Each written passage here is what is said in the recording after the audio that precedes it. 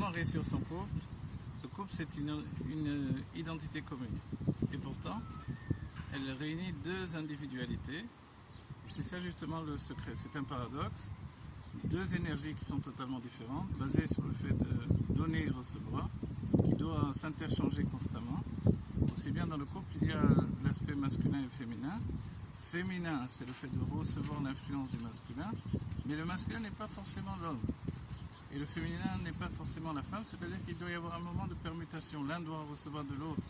À ce moment-là, il est féminin, et lorsqu'il influence, il devient masculin. Ça, évidemment, dans l'âme. Après, physiquement, évidemment, un homme reste un homme et une femme est une femme.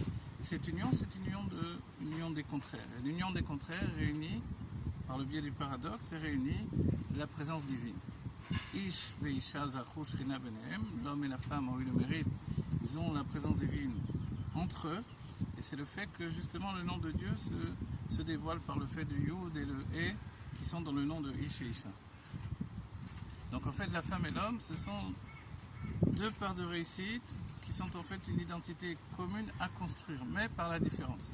Et c'est là où ça doit être différent de ce que nous pensons de manière instinctive. Donc en fait, construire le couple, c'est être capable d'être à la fois masculin et féminin. Recevoir, donner constamment un aller-retour dans cette situation-là.